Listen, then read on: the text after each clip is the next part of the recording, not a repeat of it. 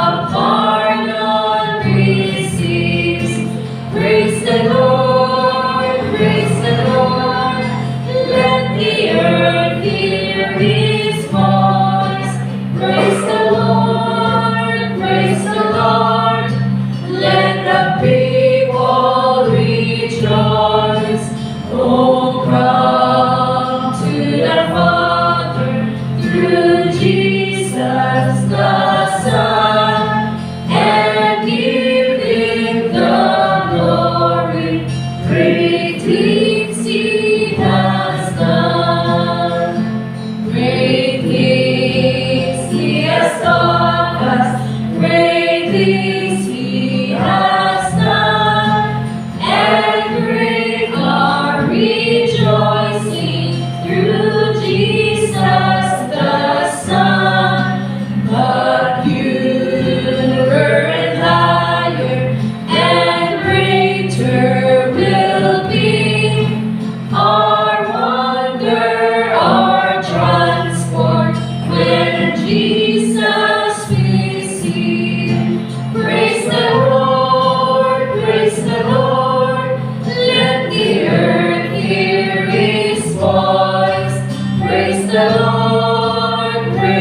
Lord.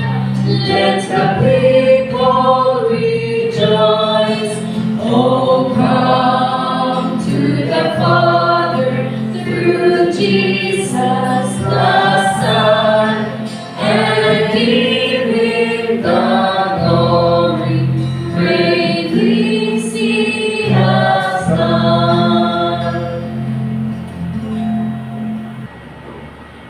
Para po sa ating call to worship, makikita po ito sa Colossus 1:17. Sabi po sa verse 17, siya ang una sa lahat at ang buong sa sinuko ay natitig na sa kaitsan sa pamagitan nito. Meron po ang Pastor Arnel.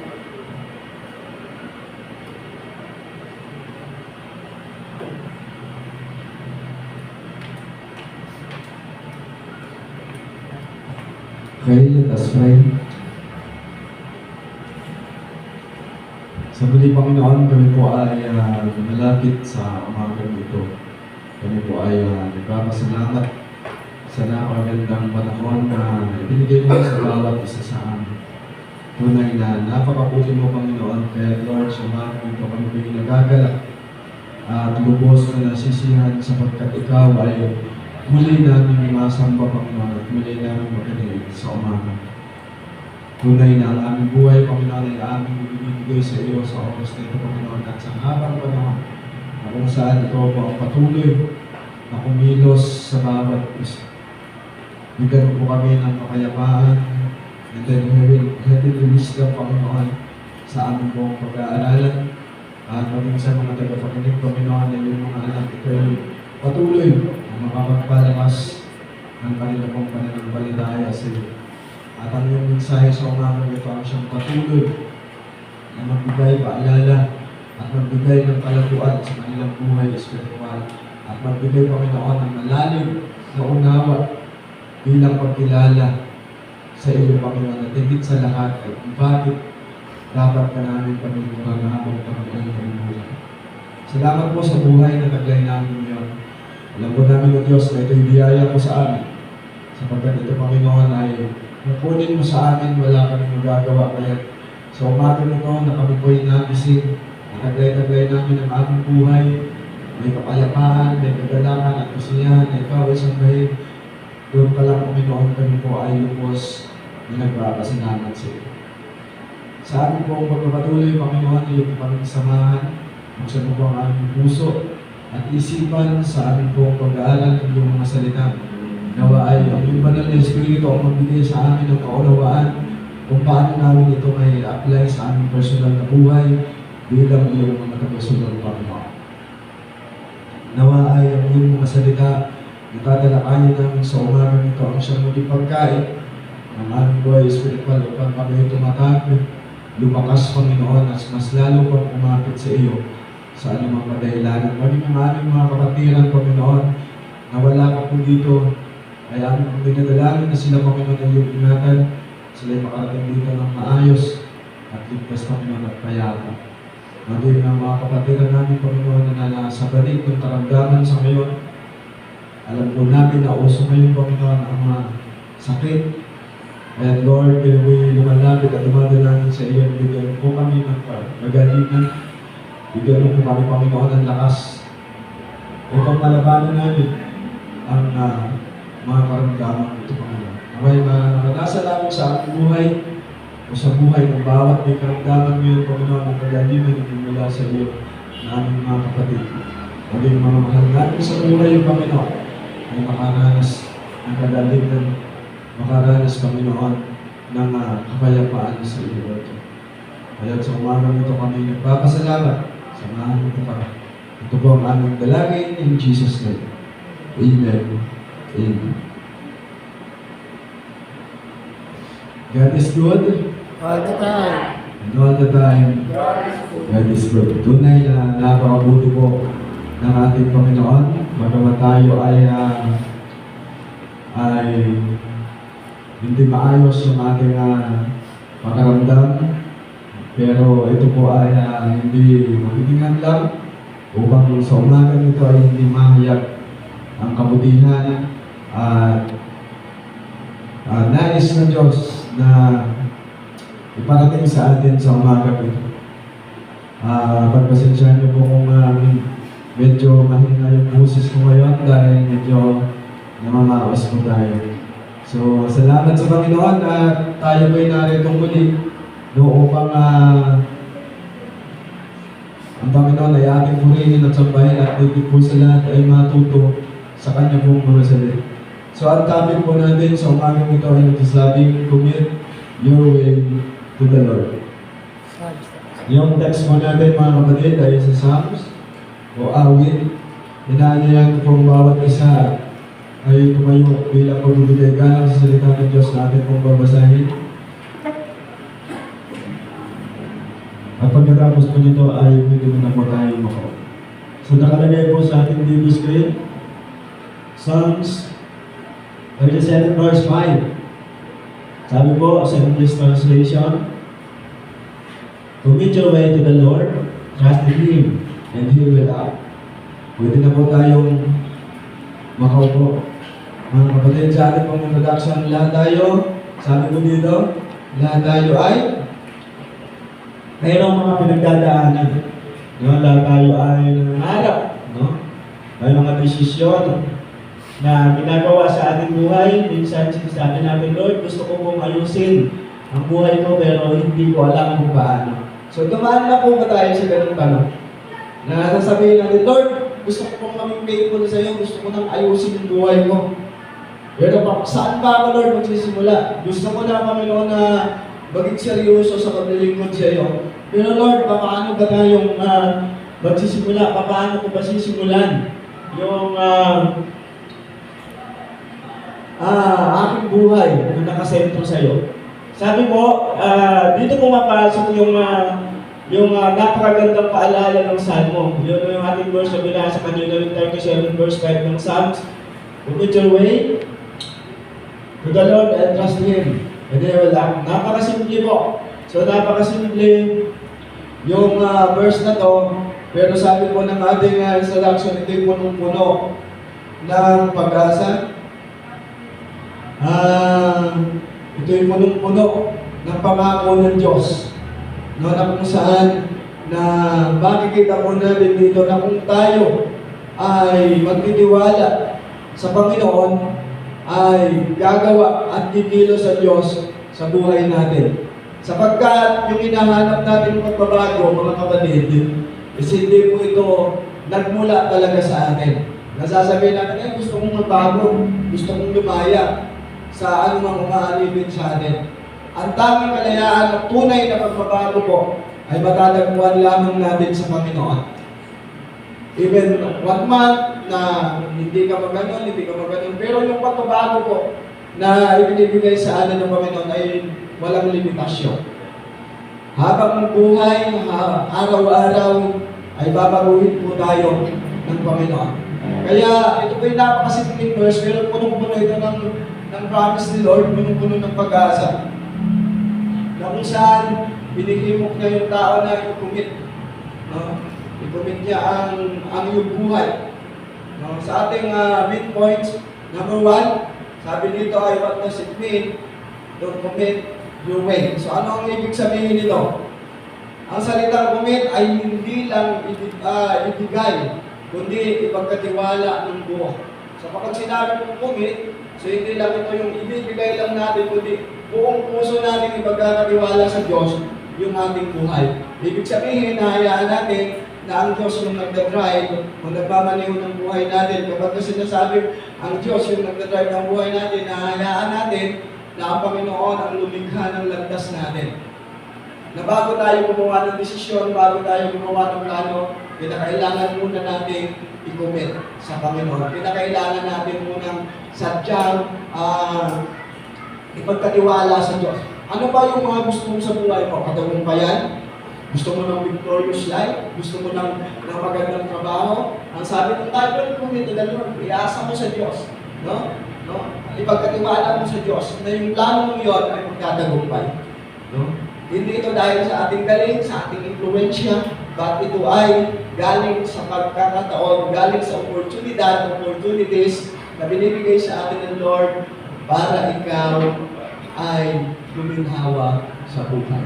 Sapagkat kapag ito ay pinagkatiwala natin si Diyos, magiging payapa. Habang ginagawa mo yung isang bagay, may kapayapaan ka. Habang ginagawa mo, habang ikaw ay nagtatrabaho o gumagalaw para sa iyong pamilya, para sa iyong mga pangarap, payapa ka dahil nandoon yung pangako ng Diyos. Nandoon yung promise ni Lord na kapag yung isang tao, yung isang Kristiyano ay yung kanyang buhay ay ipagkatiwala ng buo sa Diyos, doon kikilos ang Panginoon at doon i-manage ng Diyos yung buhay natin. So, ibig sabihin, binibigay mo ang direksyon ng iyong buhay, binibigay mo ang direksyon ng iyong buhay sa Diyos. Hindi ka lang nakaasa sa sariling lakas at wisdom. Ngayon po, hindi lang po tayo nakaasa doon sa sariling lakas natin at sarili nating talino. Sabi doon sa Proverbs, no? Proverbs 3, chapter 3, verse 5 to 6. Trust in the Lord with all your heart and lean not on your own understanding. In all your ways, submit. Sabi doon, submit to Him and He will make you paths straight.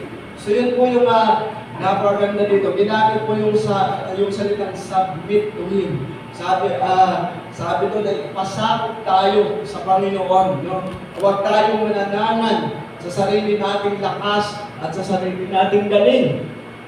Kundi ang sabi doon ay ipagkatiwala po natin sa Diyos. Yun po yung sabi ng Proverbs. So, bakit kaya sinabi ng kawigan, ng salita ng Panginoon na trust? No? Kasi ito po yung isang bagay na napaganda dito.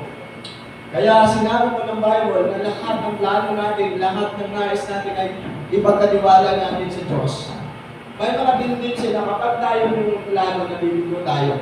At ano yung nararanasan natin? Masakit. Diba? Pag nabuild tayo doon sa pangarap natin, masakit. Lalo kung umasa tayo sa sarili nating galing, umasa tayo sa sarili nating lakas. Kapag nabuild tayo, mabagsak lahat. Diba? Apektado yung pangulugan mo, apektado yung emosyon mo, apektado lahat sa buhay mo. Kaya minsan kapag nabuild tayo, nagiging marada tayo, nagiging suplada tayo. Kasi masakit eh. Masakit kapag nabigo. Sasabihin mo, sisisihin mo yung sarili mo, ang galing-galing ko naman. Ang galing-galing ko naman, linalo mo naman, pero ba't bumagsak ako doon? Ba't hindi ko nakuha yun? So masakit. So ano yung reflection dito? Ano yung bunga dito sa buhay natin? Maaari, mawalan tayo ng tiwala sa ating sarili. Maaaring baguhin sa isang pagkakamag, sa isang pagbagsak, yung mood mo, yung ugali mo, hindi baguhin sa isang pagbagsak. Kaya sinabi ng Lord na huwag kang mananangan sa sarili mong lakas ng tiwala ka sa Diyos. Kasi alam niyo po mga kapatid, as a Christian, kapag tayo mo ay ipinagkatiwala natin o ikinumit natin yung pangarap natin, yung buhay natin sa Diyos, mabiguman tayo, hindi masakit. Bakit? Ma-accept natin na yun yung will ng Lord sa buhay natin. Masasabi natin na ito yung kalooban nito sa buhay ko. Masaya ka pa rin harapin yung kabiguan mo and then hindi ka mawawalan ng tiwala sa sarili mo. Tapos masaya ka dahil iisipin mo na mayroong mas magandang plano si Lord sa buhay ko kaya hindi mo nakuha. Kaya, naisip mo marahil hindi talaga sa akin yun.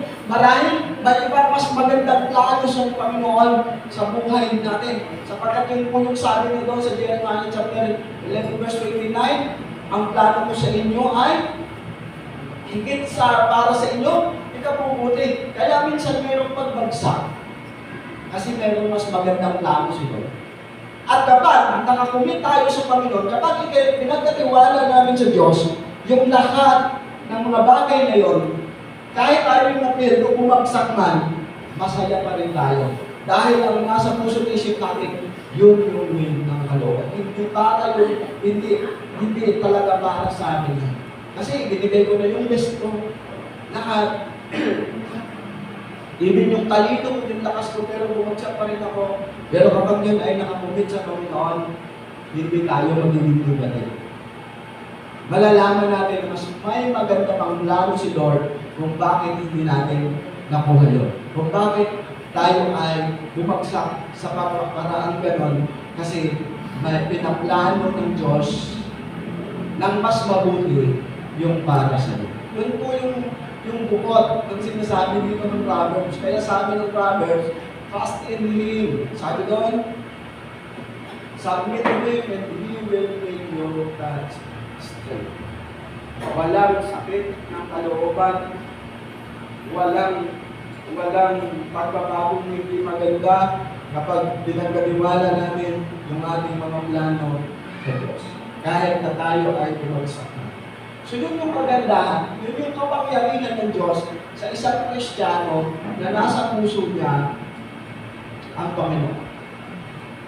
Diba? Minsan, kapag tayo lang, kapag wala si Lord, kapag matalino tayo, siyempre, ang isip natin, alam natin lahat.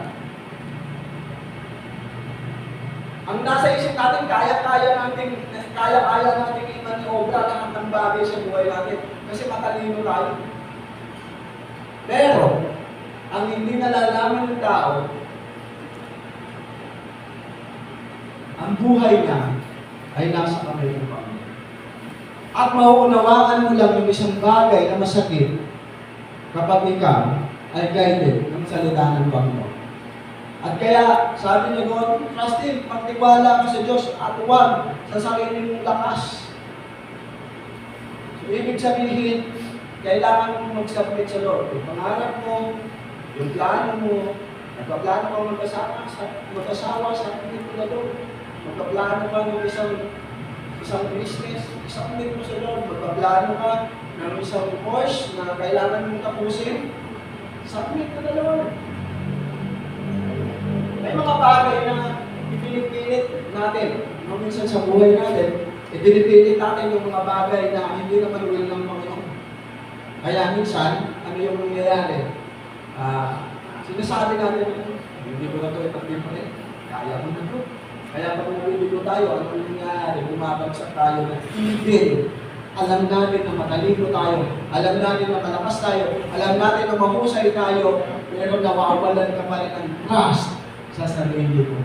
Iniisip ko, mas marami magaling kasi sa akin, mas marami kayo. And then, ang ganon, minsan nasisira yung plano natin. Pero kapag si Lord, yung nilapitan mo sa mga bagay at sitwasyon na masalimuot, kahit na tayo may kabiguan, masaya at payapa pa rin yung puso natin. Yun yung kapangyarihan ng Panginoon. Ano yung sabi dito mga kapatid? Kapag tayo ay palaging may hawak na kapag tayo yung may hawak ng manubela ng buhay natin, napapagod tayo. Pero kapag si Lord ang umawak, may kapayapaan kahit hindi malinaw ang daan. Di ba? Kahit minsan hindi natin maintindihan, no? Masaya pa rin tayo kasi alam natin na ang Diyos ang namumuna sa atin. Tingnan natin si Abraham.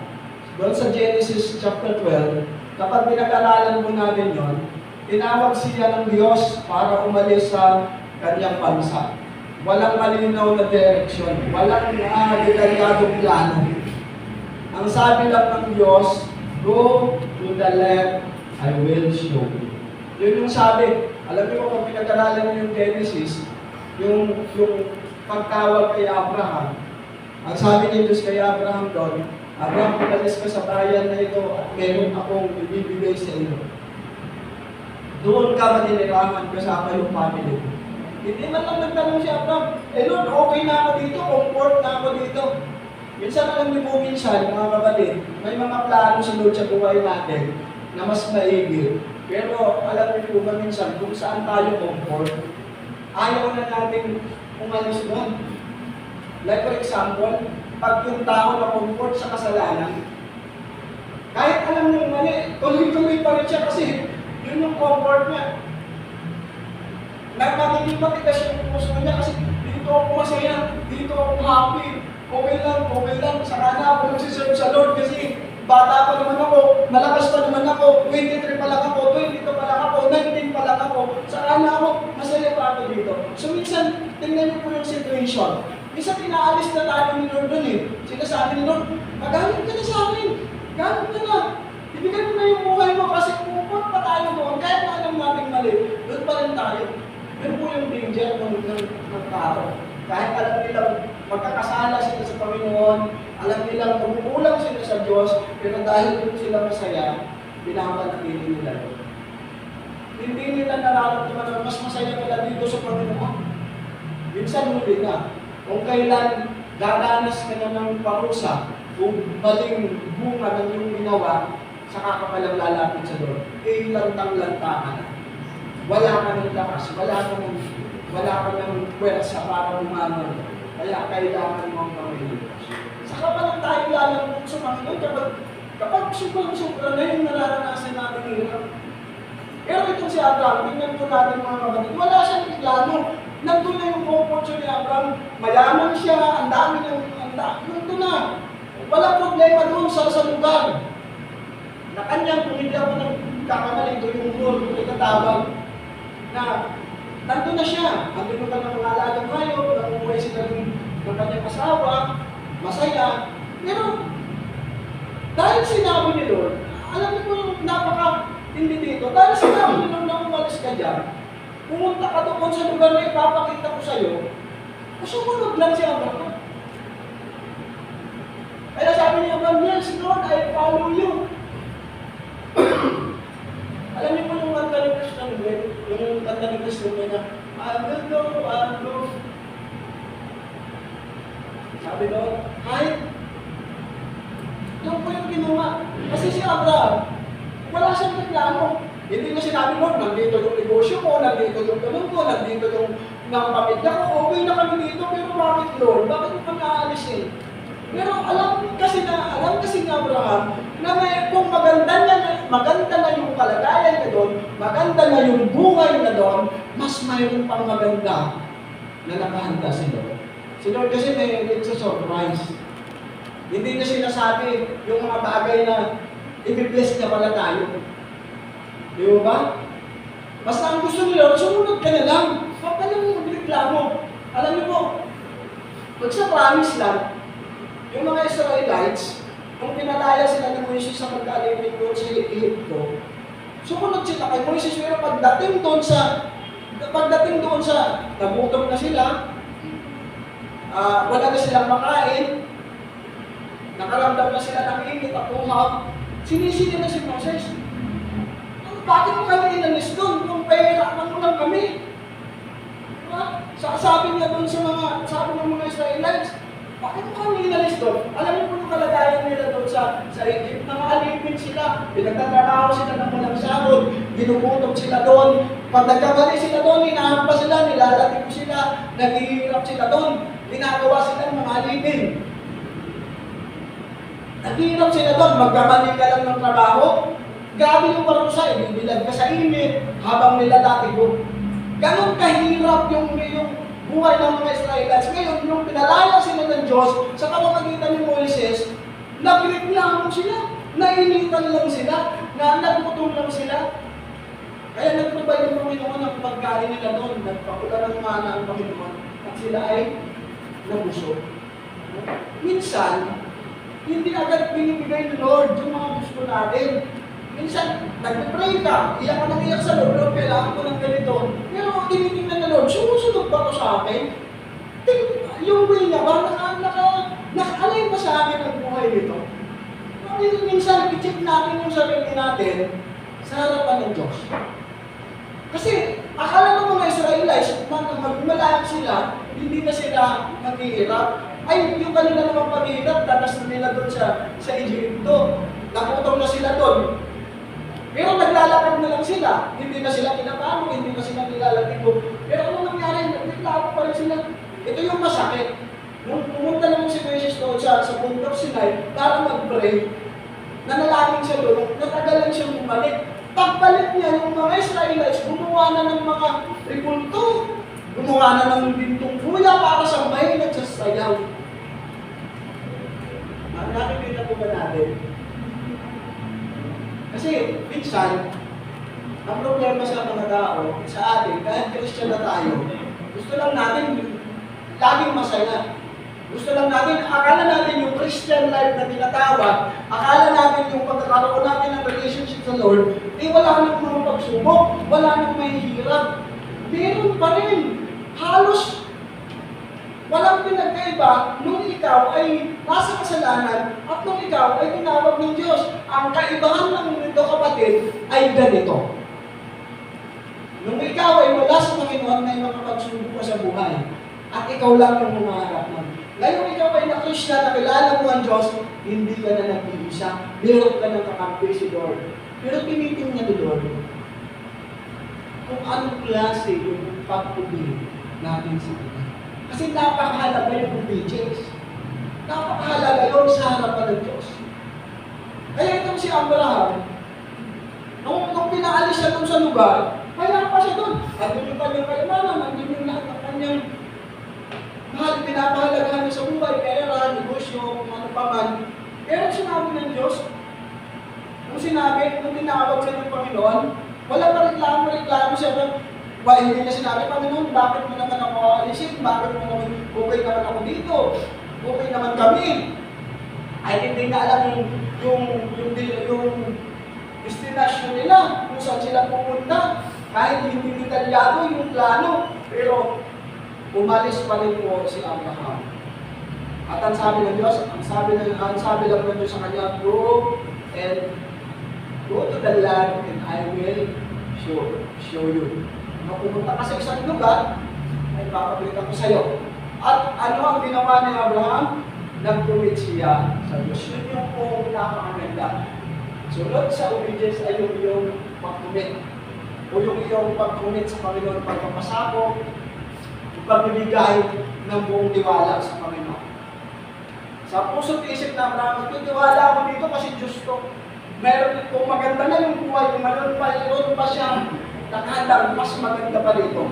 Kahit nakikita po natin dito yung pinapakita ng Diyos sa atin. Kung mayaman ka na ngayon, maginawa na yung buhay mo, wala ka ng problema financial malusog ka, mayahan yung buhay mo ngayon. So, at sinabi ng Lord sa iyo, anong gusto ng Lord na gawin mo na lang? Sumunod ka na lang sa Kanya. Pero, minsan, nagre-reklamo tayo. Minsan, ano ba yung Lord? Bakit naman ako susunod ka sa iyo? Maginawa na ako, may pera na ako. Bakit ka ba ako magsiserve? Bakit pa ba ako atin ng church? Sayang pa yung kikitain mo sa gusto ko kayo nito. Diba? Pero minsan, pero hindi mo alam, mas payayamanin ka pa ng Panginoon. Kung mayaman ka na, itataas ka pa pala yung stage ng buhay mo ay itataas pa ng Diyos dahil sumusunod ka. So yun yung price. Kapag sumunod tayo sa Panginoon, hindi tayo lugi. Mga kapatid, pero take note, hindi nga tayo lugi, pero kailangan mayroon tayong consistent hopes. Tuloy-tuloy yung pagsiserve natin sa Lord. Hindi yung, susunod ako ngayong January. Sa February, hindi na. So, ano itong mga kapatid?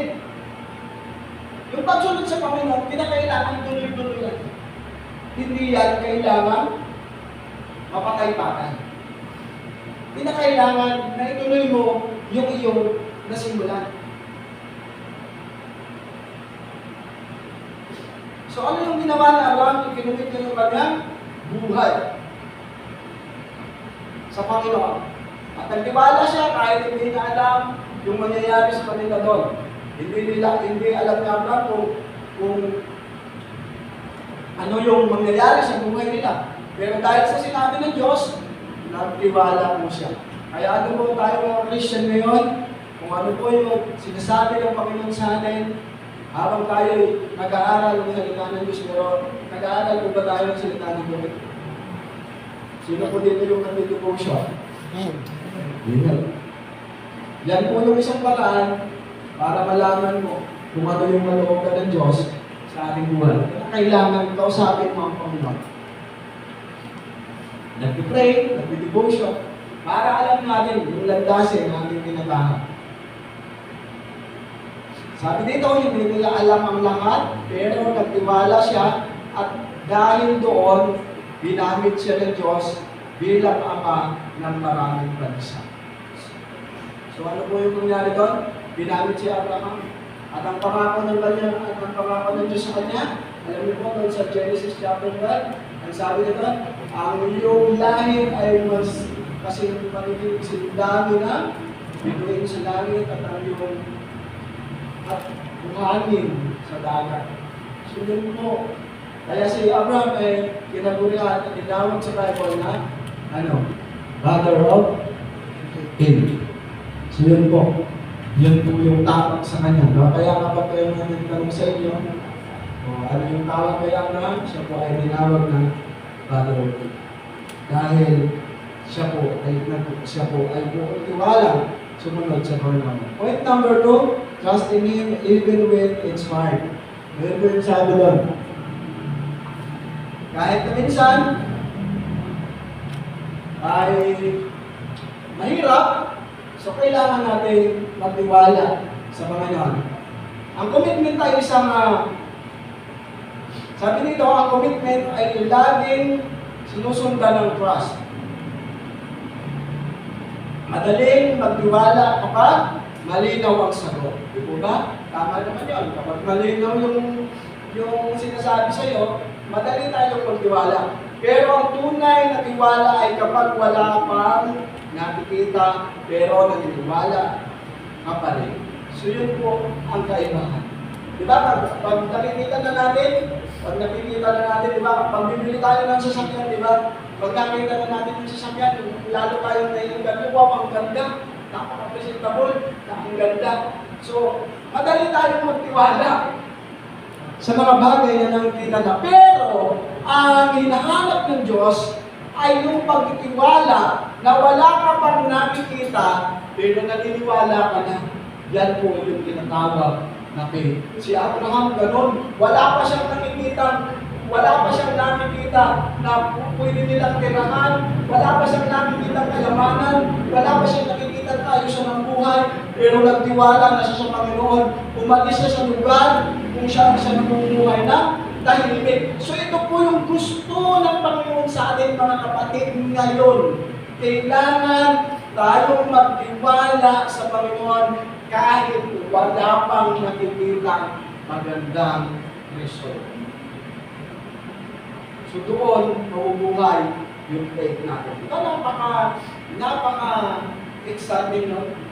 Yung maniniwala ka na kung mayayari yun, pero wala ka namang makikita ko, yun po yung faith.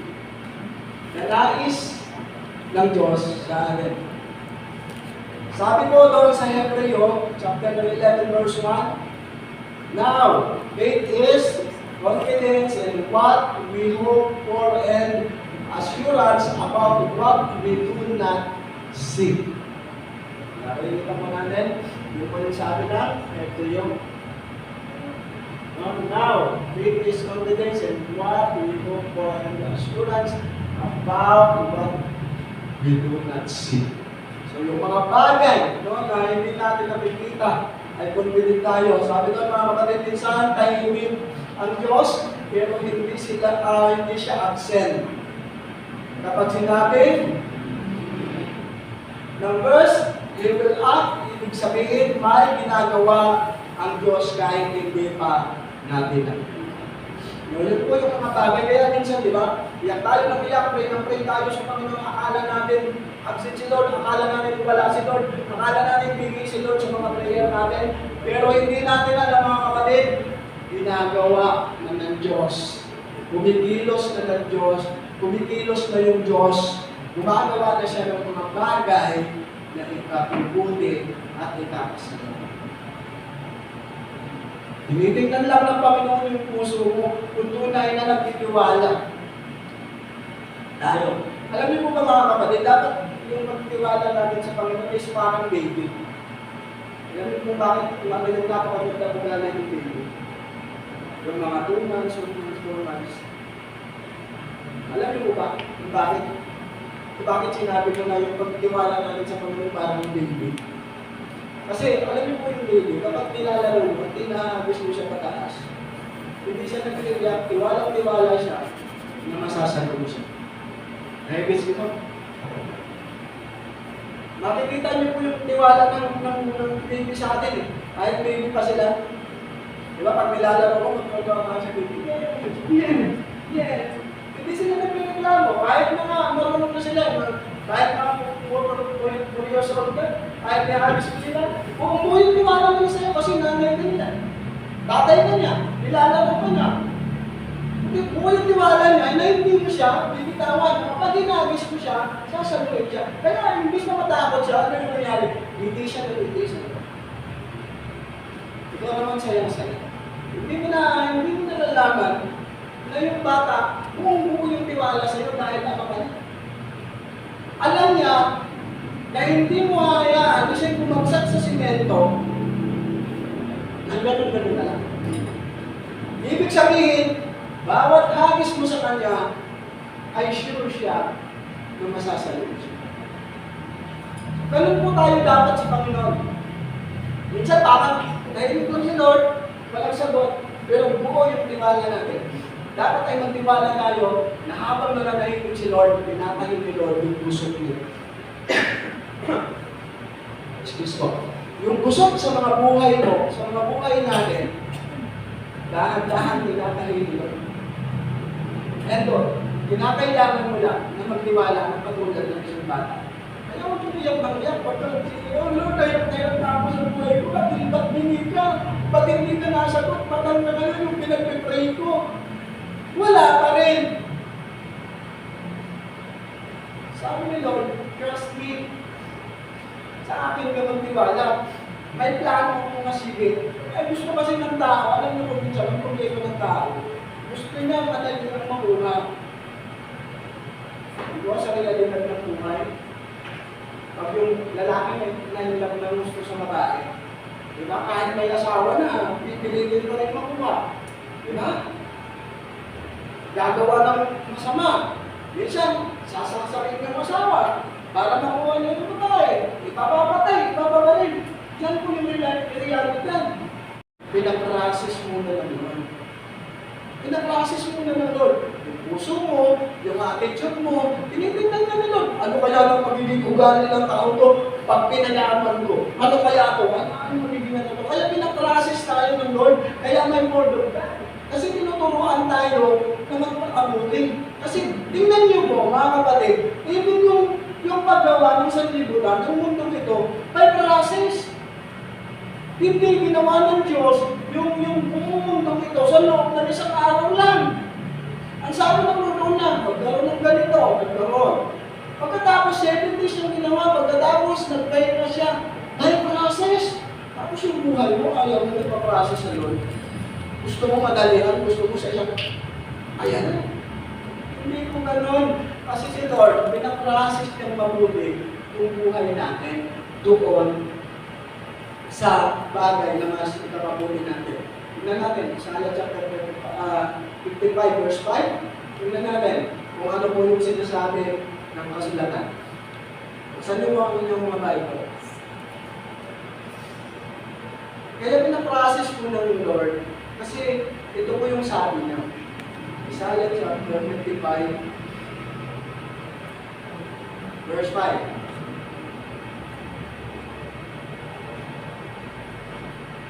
Kung hindi po ako nagkakamali, sana hindi po.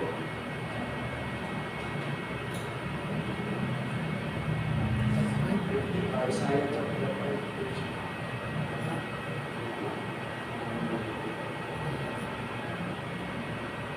5. Yung sabi po doon ay, ang aking isip ay hindi nyo Isaiah 55:8. 55? 55:8 hanggang 9. 55.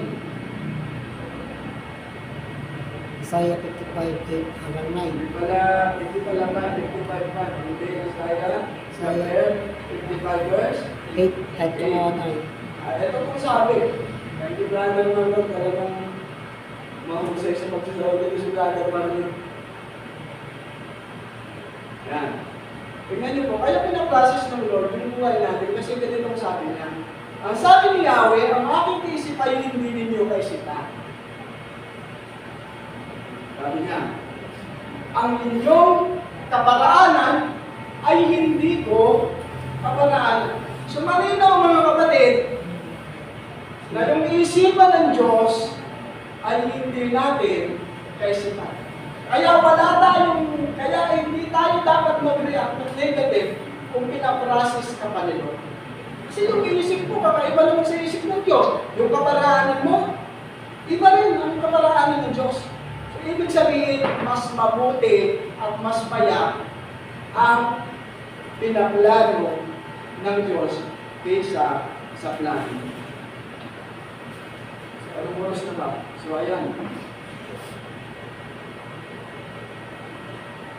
So, may ginagawa ang Panginoon sa buhay natin. Kaya wag natin isipin kami pinisyo.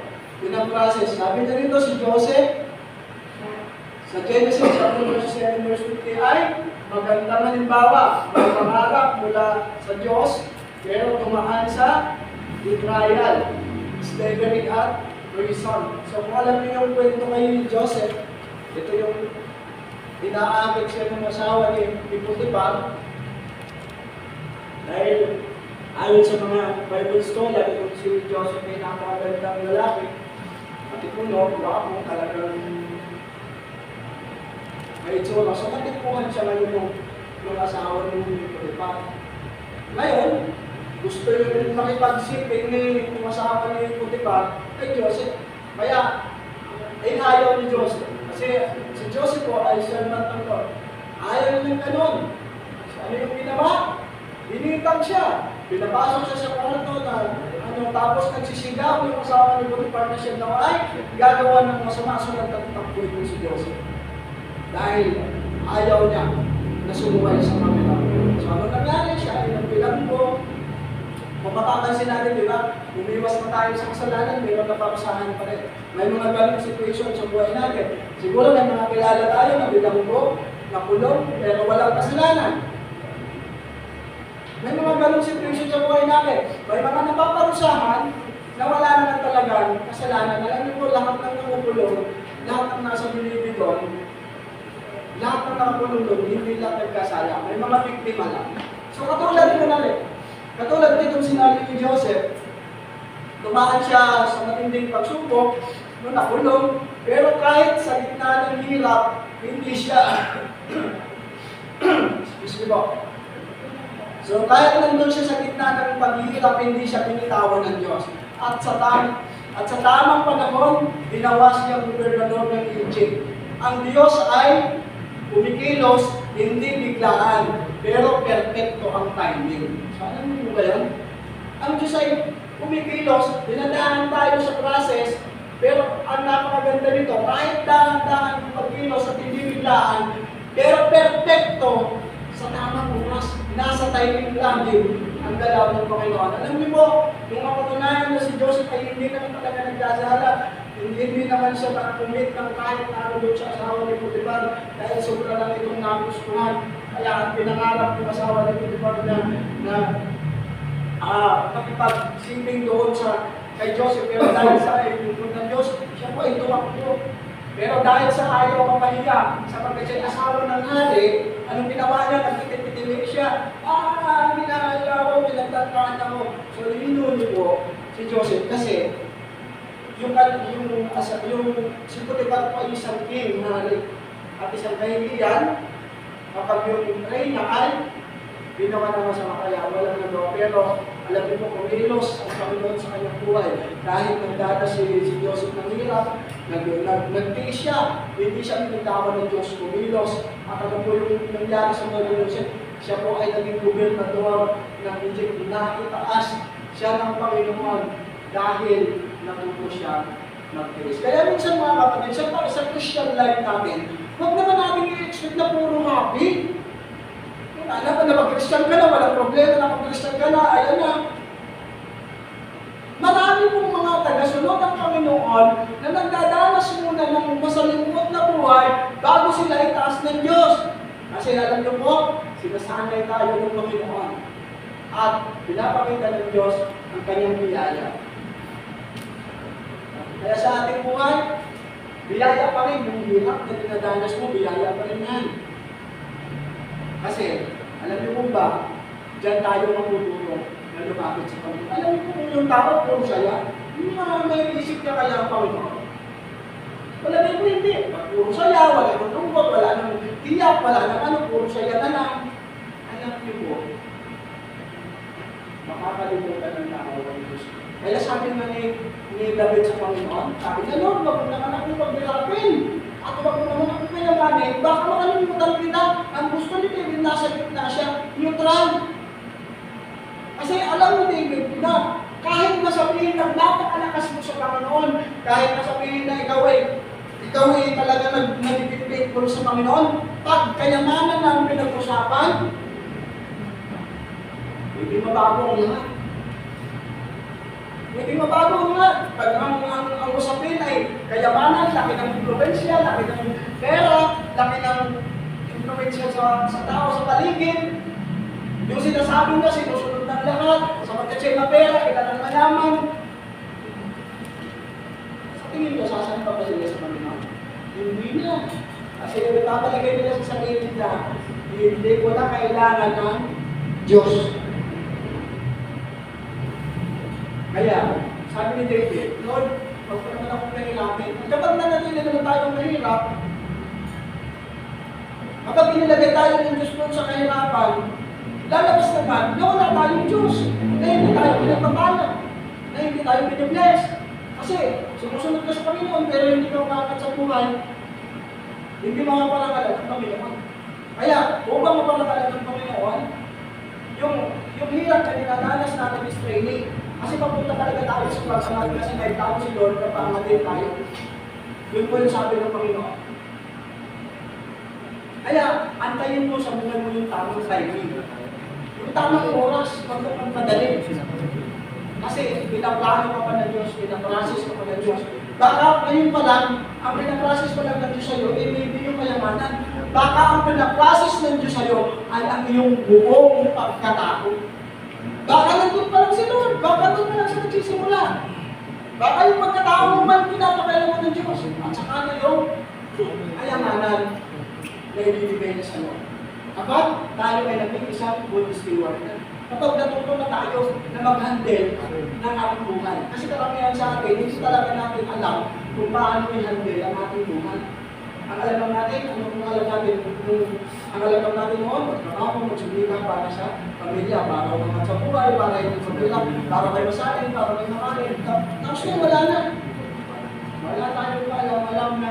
Sabi, kanina yung Isaiah 55:29, sabi doon, yung kaisipan natin ay hindi kaisipan ng Diyos. No? At yung kapangaanan natin ay hindi kapangaanan ng Diyos. Minsan hindi natin naiintindihan ang ginagawa ng Diyos. Pero lagi siyang kumikilos para sa ikabubuti natin. So tingnan natin yung si David, di ba? Bata pa lang si David ay, ano yun? Bata pa lang siya, pinangakuhan na siya magiging hari. Pero dumaan muna siya sa mga taon ng pagkatago at paghihirap kay Saul. So ano po yung kwento nito ni David? Dadaan lang po natin ng konti. Kasi baka hindi po natin matapos ito. So yun po. Ito po si David, kung sa bata pa, pinangakuhan siya na magiging ang hari ko noon ay si Saul. And then, nagsilbi siya kay Saul. And then ito si David, may talent pa sa pagtugtog. No, tumutugtog siya ng flauta. So tuwing na-i-stress ito si Saul, dahil hari, tinutugtugan niya para kumalma. And then, nakitagad si David kahit sa bata pa, nagpipilala siya, sinusunod na siya, at lagi may pakot kay David ang mga tao. Ngayon nahingin itong si Saul. Nagkaroon ka ng hindi sa atin yung puso niya. At ang tumutugtog si David, kung alam niyo yung sinibat siya, pinagkamkaan sa pagpapatayin itong si David. Sapagkat alam niya na itong si David ay papalit sa kanya someday. Pero hindi ko nagtagumpay. Dumaan si David sa mga masasalimuot na sitwasyon bago po siya naging hari. Pero nangyari yun. Mga kapatid, minsan sa buhay natin, dumadaan tayo sa mga masasalimuot na sitwasyon sa buhay. Pero hindi ibig sabihin, hindi natutuparan ng Diyos yung mga pangako niya sa atin. Minsan, mahirap, minsan talagang hindi natin maintindihan. Sumusunod ka na sa Panginoon, pero ang daming problema. Sumusunod ka na sa Panginoon, pero nandun pa rin kayo. Away kayo ng away, bangayan kayo ng bangayan. Sumusunod ka na sa Panginoon, pero wala ka pa rin pera. Sumusunod ka sa Panginoon, pero minsan, nagkukulang ka. So, hindi natin maintindihan minsan yung buhay as a Christian. At minsan yan, sabi mo, di ba, pag sumunod, ay i-bless tayo, i-bless mo kami, pero bakit ganun? So, lahat po ay dumaan. Ibig si King David, dumaan siya sa patinding pagtatago dahil binalak po yung buhay kay Punit sa pagkakayaw nila na mag-ingari ito si David. Pero nangyari pa rin yun, natintin pa rin po si Ate David kahit na dumaan siya sa mga maliliging pagsubok. So, ganun din po, uunlad ka rin tayo sa buhay kahit na dumadaan tayo sa hirap. Kailangan lang magtiwala sa Panginoon. Sabi dito, sa kabila ng lahat, patuloy niyang ikinumit ang buhay niya sa Diyos. Yun mo yung pagandahan kay David. Kahit sa'yo dumaan sa matitinding pagsubok, papatayin, ibibilang ko sapagkat ayaw niyo ng isang na magpapalit ng hari. So, sapagkat alam niya na itatalagang hari itong si David doon sa kanilang lugar, kaya nais niya itong patayin. Pero kahit gaano kahirap yung dinanas si David, sa kabila ng lahat, patuloy niyang ikinumit o pinagkatiwala niya yung kanyang buhay sa Diyos. Kaya, masasabi niya, sa Psalms 135, yung 137 verse, yung ating main verse, sabi doon, ang verse na ito ay dahil naranasan niya mismo ang faithfulness ng Diyos. So, dahil naranasan po ni David yung kabutihan ng Diyos sa kanyang buhay, sa panahon na siya ay dumaan sa mga salimuot, ay binabahagi niya sa kanyang mga sulat kung gaano po kabuti ang Panginoon. So, dapat ibahagi pa rin natin ang Panginoon sa buhay natin, ipakita pa rin natin na may bahagi ang Panginoon sa buhay natin kahit na tayo po ay dumadaan minsan sa mga matitinding pagsubok. Point number 4, sabi nito sa practical application, sa application natin, paano natin ito isa sa buhay. So, paano natin isa sa buhay yung nais ng Diyos sa atin. So, dapat, number 1, sabi dito, i-commit ang plans mo sa Diyos. Bago ka mag-desisyon, isama mo siya sa prayer. Lagi kang mag-pray. Number 2, magtiwala kahit walang malinaw mo sagot. God's silence does not mean God's absent. So, ibig sabihin, kahit nasa pakiramdam minsan ay parang walang malinaw na sagot si Lord, hindi ibig sabihin na tayo ay pinakabayaan ng Diyos o absent siya sa buhay natin. Hintayin ang pagkilos ng Diyos, huwag pangunahan ang plano niya. So ito yung mag-warning sa atin mga kapatid. No, na huwag natin pangunahan ang plano ng Diyos sapagkat pag pinangunahan natin ang plano ng Diyos, mauhulog ka sa kabiguan.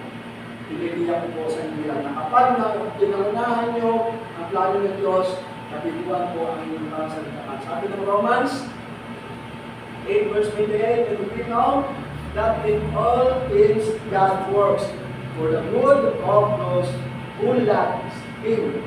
So, kung ipilos ko ang Panginoon, doon sa mga taong lubos na nagtitiwala at nagmamahal sa Kanya. Conclusion and encouragement.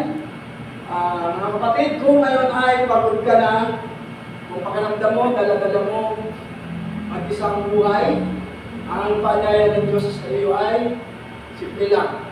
Kumit mo yung buhay mo sa Kanya, no?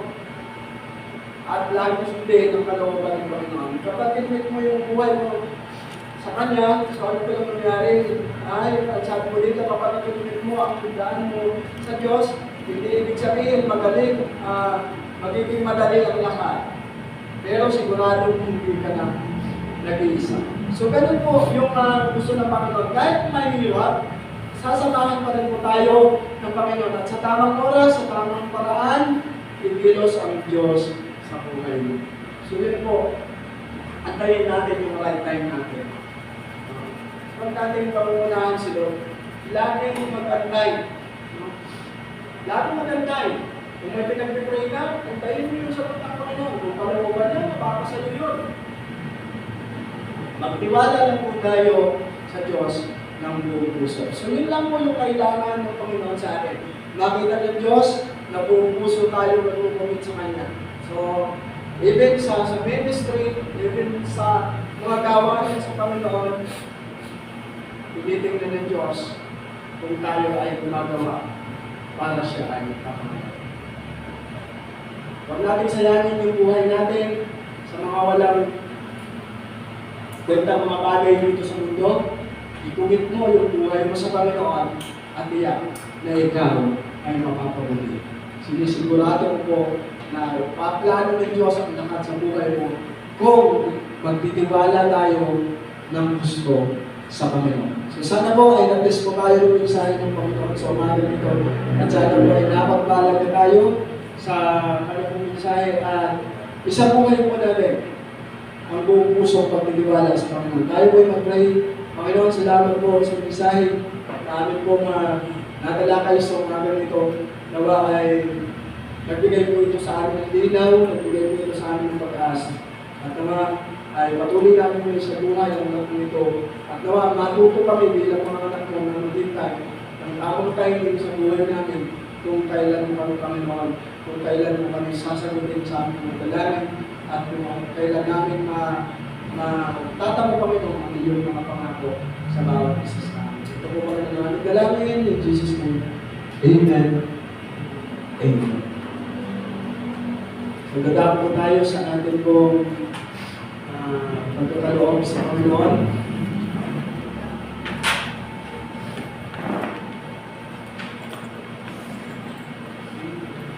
Meron po ba tayong pag-ibig po natin yung difference habang tayo po ay imigay.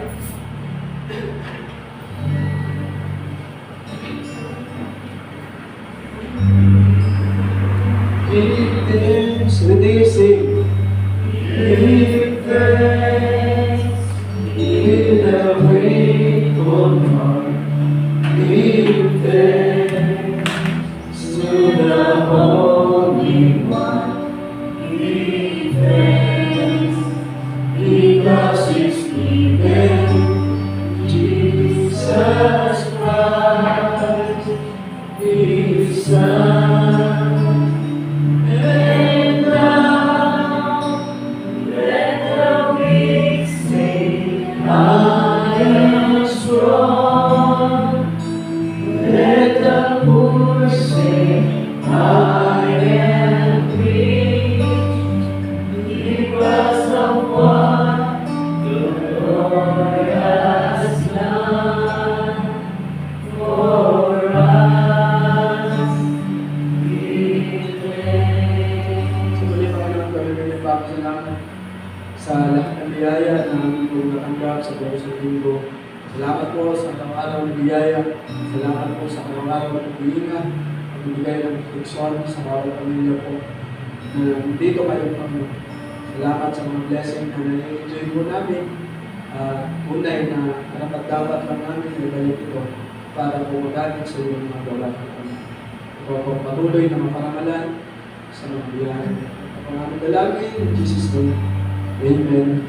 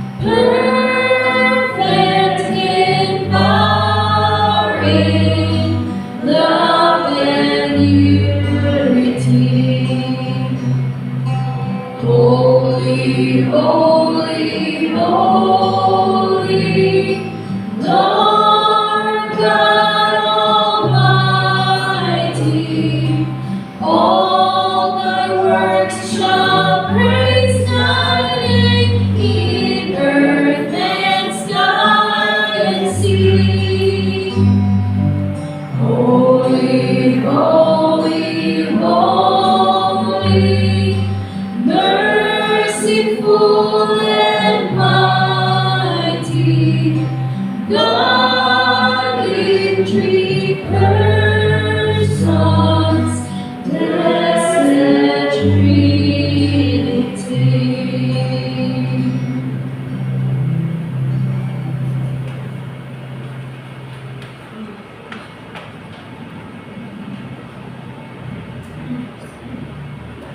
Yan po para sa ating mga church announcement. So, sa last Sunday po ay meron po tayong yung mga deacons, yung mga leader ng young people, meron po tayong meeting para po pag-usapan yung una ay sa church, kung ano po yung ating una ay feedback doon sa ating mga napagkasunduan noon. Kung ito ba ay nangyayari pa o kailangan na may mabago or ayusin. No? Pangalawa ay yung sa ating music team. So napapansin ko po na parang every practice ay wala. Yung ating mga young people. So hindi natin alam kung ano yung kanilang mga results. Pero ayusin po natin yan. Kasi una ay ito po ang music ministry, ito po ay para sa Panginoon. So ito po ay dapat natin gampanan, bigyan ng panahon, bigyan ng oras, mahalin, at para bang sa buhay na natin, ito ay bahagi na ng ating buhay.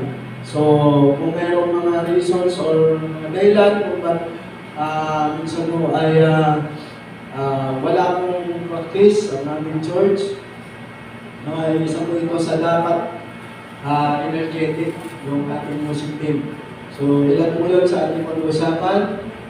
Pangatlo ay yung ating pong gagawin pagsusulwin, yung gagawin nating sulwining ministry. Atin po umpisahan, atin po pag-uusapan kung kailan po tayo mag-uumpisa. May nag-suggest po sa akin na every Sunday daw ng hapon ay pwedeng gawin yung ating pagsusulwin. So kailangan po dito yung inyong commitment at pakikisa, and then prayer. No? So ilan lamang po yan sa ating ayusin, no? Para po maging okay ang lahat. Kasi minsan, hindi talaga natin maiwasan, nakakalimutan natin yung ating mga commitment at yung ating mga gawain sa mga. Kaya ating po yung pag-uusapan para po maayos at mabigyan pansin. Kasi kung nagtatagyan tayo po ng mga opisyalis ng ating church, pero dapat ay nare-record kaya kung meron kayo mga nakikita na dapat ayusin, dapat isalang-alang as a deacon, ay huwag po tayong mahiya, no? Sa meeting ay sabihin natin, even so yung alam people, yung mga naglilid ng yung nagsusunglit, so kasama po kayo sa meeting, no? Para po ay maayos natin kung ano yung naging problems. Kasi ilang Saturday na po ata tayong walang practice. Ang nangyayari po is kung kailan Sunday na ay saka pa tayo mag-practice. So parang nakakahiya po sa Panginoon na ganun po yung ating ginagawa. And then, mag-uumpisa na rin po yung ating discipleship Sunday School sa Sunday. Kaya medyo mahirap na po kung yung attitude natin ay saka tayo magpa-practice kung kailan tutugtog na. At isaalang-alang po natin, ito yung ministry. Ito po ay sa ibang church po, ito po ay ginagawa ng mga leaders talaga ng music team. Sa ibang mga church, Friday pa lang, sila po ay nagpa-practice. Natutulong po, sa ibang mga church, ganun sila. Friday ng hapon, kahit na sila busy, talagang mayroong practice yan. So, ganun din po ang gagawin natin dito sa ating church. Sabi ko nga po, bilang inyong pastor, gagawin ko po ng konti-unti yung aking magagawa, yung aking makaya, sa tulong din po ninyo. No, kaya minsan po sabi ko lang kunting disiplina lang po sa ating pagiging Christian, no? Sa ating ministry. Kung hindi natin sasanayin sa maliit na ministry ng sarili natin, ayaw, much more yung pagsusulwin. Sa sulwin po, ang puhunan natin dito is attitude, character, and then yung ating spiritual life. Mag-share ka ng gospel about may Jesus, pero meron pang problema yung sarili natin. So ngayon pa lang ay i-check natin. Kasi uumpisahan na po natin yung ating sulwining at yan po yung pag-uusapan natin sa last Sunday. Kahit medyo matagal-tagal tayo at least busog tayo.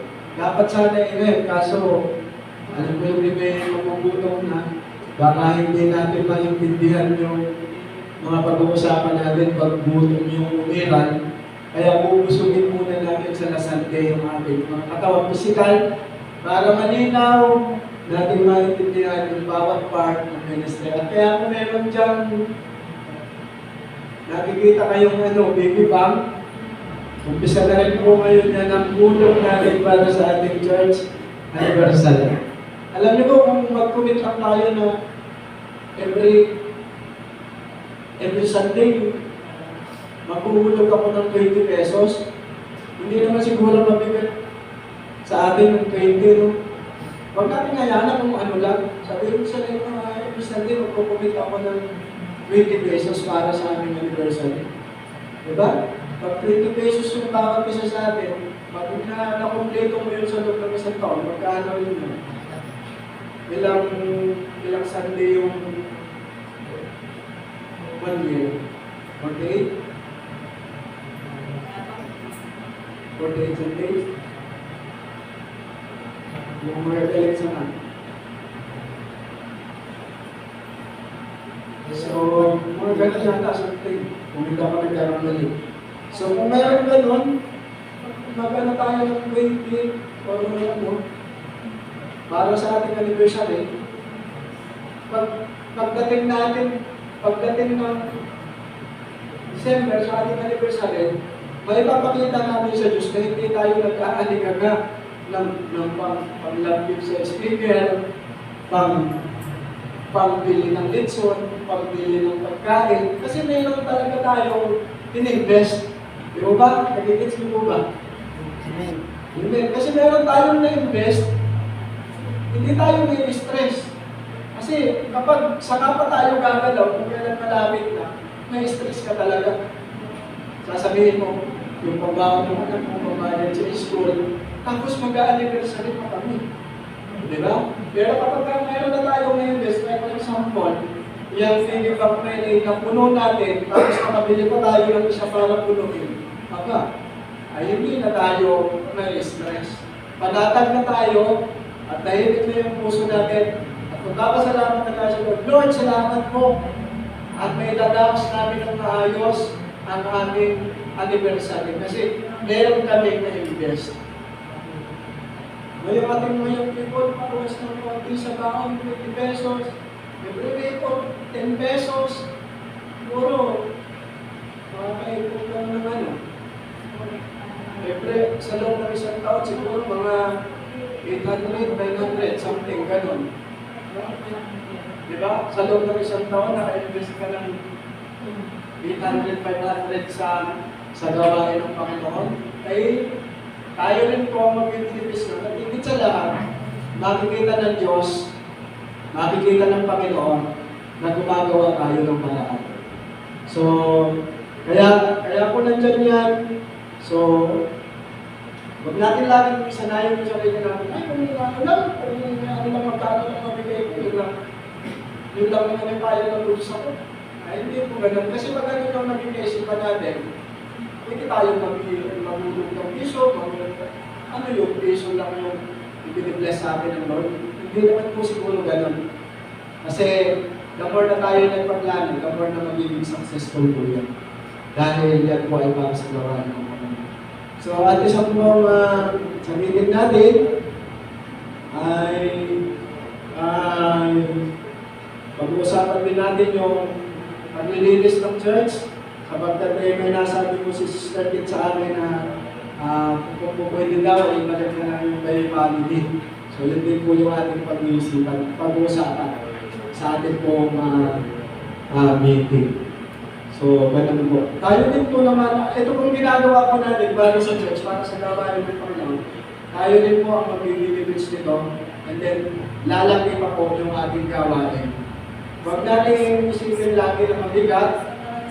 Isipin natin yung mabibless o mabibless natin yung amalan ng Panginoon. For example, yung mga student natin, bawas ng 20 pesos ang bawat, bawas ng 10 pesos. Basta, mayroon ka lang amount na ipukumit mo. Like for example, ang kumit mo 20 pesos every Sunday, 10 pesos every Sunday. So, ilagay mo dyan. Huwag na lang po natin sa ilang piso na parang ano naman yun sa Panginoon. No? So, i-train natin yung sarili natin na maging mapagbigay sa gawain ng Diyos para i-bless po tayo ng ating Panginoon. Hindi pagdating ng anniversary, abay, baka makabili pa tayo ng kids mo. Diba? Hindi tayo mangangamba ng invite, hindi tayo mangangamba ng saan pupunga ng pagbayad sa magiging speaker. Kasi meron na naka-invest. So, yun po. Yung meeting po natin ay gagawin natin sa last Sunday. So, kung meron po kayong mga suggestion, yung ating mga day calls, so i-prepare nyo po at ating po And then, yung ating po kasi napapresentuan ay nakikita ko na medyo hindi natin na nasusunod. So, ayaw ko naman po na hayaan po lang kayo kasi nakikita bilang pastor, nakikita ng Diyos na parang walang reminders. Natin tayo kasi sabi nga ng Bible, no, ang paalala ay nagbibigay sa atin ng magandang kahinatnan. So, kaya ito po ay para sa gawain ng Panginoon. Wala po tayong ibang naisin dito. Hindi mapaganda, mapabuti ang ating church. At masimulan natin ang ministry natin. Lalo po sa labas. Itong ministry po natin na sisimulan sa labas is masaya talaga ito. Kung magsusurvey tayo, napakasaya. Yung people, like ni na Sister Chloe, Sister Mika, at yung iba pa. So, pag na-experience nyo itong masaya ito, magamat meron pagkuhan, talaga, meron sakripisyo ng oras time, pero ito po'y masaya, sapagkat ito po'y gawain ng Panginoon. At higit sa lahat, ang bunga nito, dadami tayo sa bilang na bibigyan pa natin ng karangalan ang Panginoon.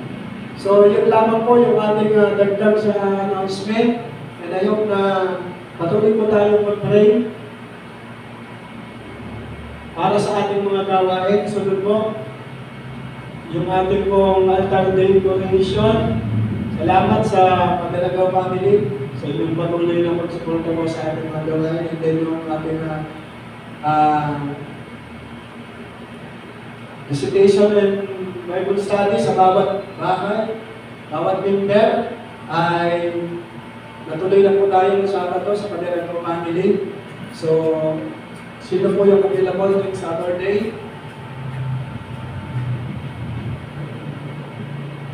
Bali, sina Sister Miggy, hindi pa kayo nakapag-ulit, no? Okay.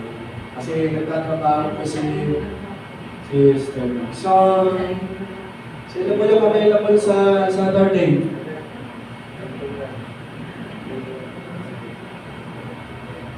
Kasi ito pong ating ginagawang ito ay kasama na rin yung pagbisita sa mga members. No?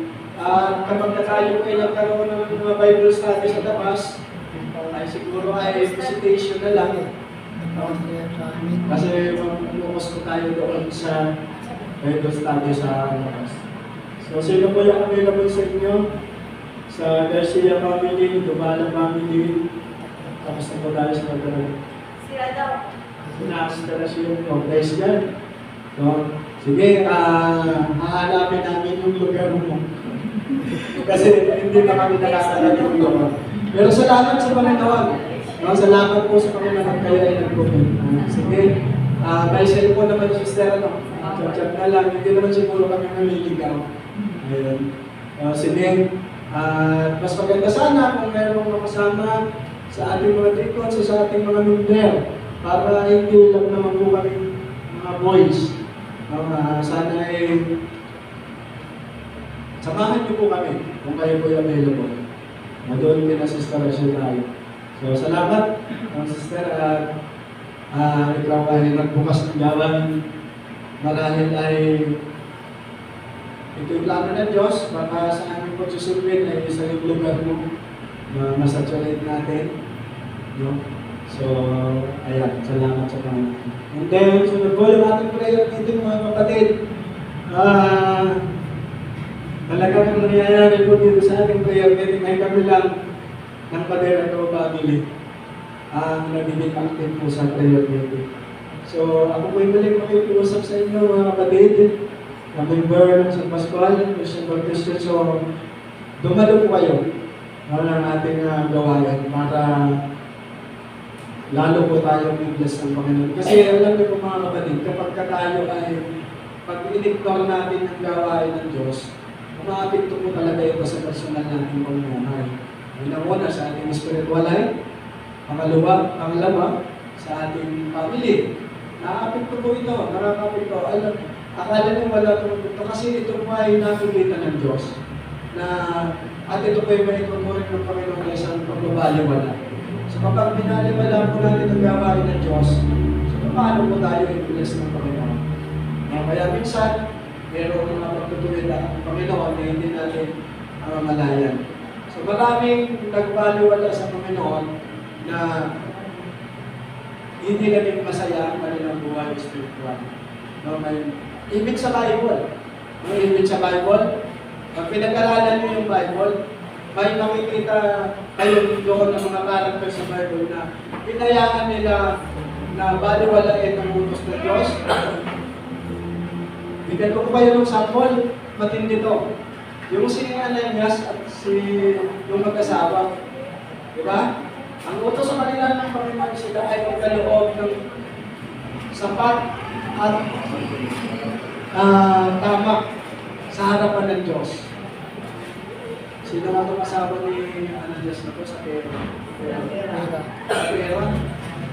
So, ito talagang ito is mayaman. Meron silang magandang pamumuhay, pero inutos ng Diyos sa kanila na magbigay sila sa Panginoon, sa gawain ng Diyos. Ibinigta nila yung kanilang mga ari-arian at nakabinta sila. Ngayon, dapat magkakaloob sila sa Panginoon ng kanilang kita doon sa tamang halaga na sinabi sa kanila ng Diyos. Pero alam niyo po, dinaya nila ang Panginoon. So, hindi nila sinunod yung utos ng Panginoon. So, ano po yung nangyari? Nung itanggi nila, yung kanilang, habang sila ay nagbigay sa Panginoon ng hindi tama, pagbigay po nila, paghulog po nila, pagkaloob nila, sila pa rin namatay. Sapagkat, hindi sila naging tapat sa Diyos. So, ano po yung reflection nito? Yung utos ng Diyos, yung pagkakaroon po ng prayer meeting sa church, yan po ay required sa mga Christian. Required po yan. At nasa Hebreo po yan. Ang sabi ng Hebreo, huwag ninyong kaligtaan at pagtitikon. So hindi lang po yun nakapaloob sa pag-church. Naintindihan niyo po mga kapatid, kaya po mabuting oras. Kapag sinabi ko yun ng Hebreo, baka ang nasa isip ninyo ay tuwing church lang. Diba? Hindi po ganon. Yung sabi doon, huwag ninyong kaliligtaan ng pagtitipon na kagaya ng ginagawa ng ilan. So, ibig sabihin, hindi lang yung pag-church, hindi yung every Sunday. Lahat na may kinalaman sa gawain ng Diyos, huwag na huwag ninyong pababayaan. Kasi, yan po ay merong hindi magandang apekto. Una, sa ating spiritual. Pangalawa, sa ating pamumuhay. Pangatlo, sa ating pamilya. Alam niyo po kung anong isang napaka-danger? Makikita ka ng anak mo na hindi ka nag-prayer meeting, may prayer meeting kayo. Diba? Mag-aasawa sila, mag-aanak sila. Ano sasabihin nila sa mga? Oo, sisimba sila, atin sila ng church. So yun lang, kasi yun yung kanilang kinalakihan. Ano sasabihin nila? Patapos sabihin siya, Mami, may prayer meeting tayo. Ay hindi, sila dati kasi noon, nabubuhay pa sila. Hindi naman sila nag-prayer meeting. Hindi naman kami sinasama. So yun yung mga danger na minsan nakakalimutan natin isipin. Na minsan yung ating mga anak, tayo yung kanilang spiritual guide. Nakikits mo natin mga tatay na nanay. So, Pastor Christian Baptist, ako pinipin ko sa inyo. Bukod sa pastor, kayo yung kanilang spiritual guide. Ngayon, kung makikita namin yung mga anak, lalaki sila, hindi kayo nag-prayer meeting, lagi kayong muli sa simbahan. So ano yung makikita nila? Siyempre, kayo yung gagayahin nila. Tapos nakikita pa nila, hindi kayo nag-devotion, hindi kayo nag-prayer ng buo sa bahay. Kaya nga naisip ko, minsan kasi sa amin, hindi kami nag-pray ng buo. Kaya sabi ko, siguro, gagawin din kami. Kasi minsan, pagpagod na kami galing, kami na lang. So, ay naisip ko, lalagay ko mga po. Tapos sabihin sa akin, hindi tayo nag-pray. Nag-pray ako, pero minsan nakulang. So, sanayin natin yung sarili natin sa realidad na tayo ay Kristiyano, na tayo ay mananampalataya, na tayo ay anak ng Diyos. So, minsan, bukod sa pastor, yung mga nanay-tatay natin, sila yung spiritual guide. So, ngayon, kung i-try natin yung bata na laging huli, laging walang prayer meeting, hindi umaatid ng mga activities sa church, hindi sila involved, huwag kang magtaka kung sa paglaki nila is problema niyo pa rin sila. Kasi meron kulang. Kaya ngayon po ay ituwid natin. Mag-good example tayo. Akala natin simple-simple lang kasi yung pagka-Christian.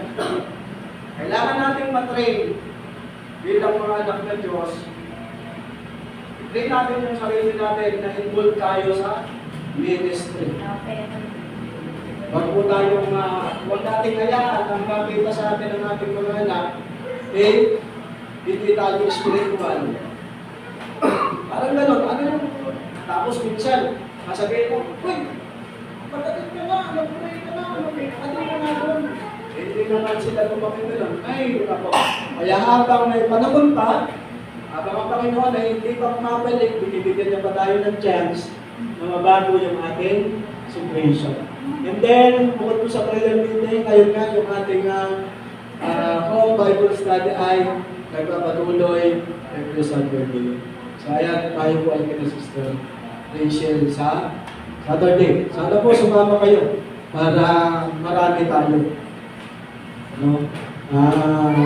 Sister Rachel, huwag kang kabahan. Baka sabihin mo, naku, wala akong pamilyan ka na pastor. Kahit tubig lang, ayos na. Kahit wala, ayos lang din. Kasi minsan, yung iniisip siguro ng iba, walang problema. Ang mahalaga doon, makakain tayo ng salita ng Diyos. Yun yung importante doon. Makakain mo yung spiritual. Nabusog ka na spiritually, natuto ka pa sa salita ng Diyos. So, yun lamang po. At yun nga po, isama natin sa ating mga personal prayer yung sisimulang gawain ng San Pascual Christian Baptist Church. At kapag nakita ko kung may activity natin gawain sa loob ng isang taon, next year, ay plano na naman po tayo ulit. Hanggang sa tayo ay lumaki. Malay mo, ganito lang tayo nag-umpisa, baka next year. Mas lumaki na ng church kasi hindi na tayo kasya. So, yun po lang, kailangan lang po talaga dito ay cooperation and then yung pagkapagalit sa mga. Prayer. So, para po sa ating closing prayer, tayo po ay tumayo.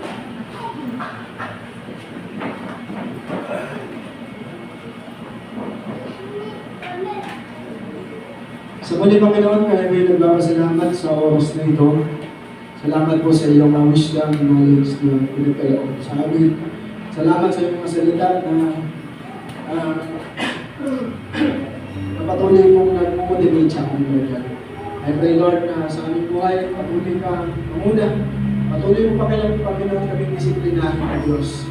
Tunay na mahirap sa una, pero masaya habang kami ay habang tumatagal na kami natututo sa iyo. Lord, pamataan po ang aming buhay sapagkat kami mahina, may mga weaknesses kami, may mga dahilan kami, Panginoon, pero nais namin maganap ang tungkulin namin sa iyo, Panginoon. Tawa ay ito na yung pagsisimula ng paglago ng aming simbahan, hindi lang sa dami, kundi pati sa spiritual na buhay. Maraming salamat po sa lahat ng family naririto. Bless mo po sila. Pagpalain mo po sila spiritually, financially, emotionally, Panginoon. At pagpalain mo po kami ng kalaguan sa spiritual. Ingatan mo po ang bawat isa sa aming pagdiwag-balay. Kami ay makarating ng maayos at ligtas sa aming pagkakahan. Ito po ang aming samang dalangin sa pangalan ng Panginoon Jesus. Amen. Amen. God bless po sa bawat isa at pagbalangin po tayo ng ating Panginoon.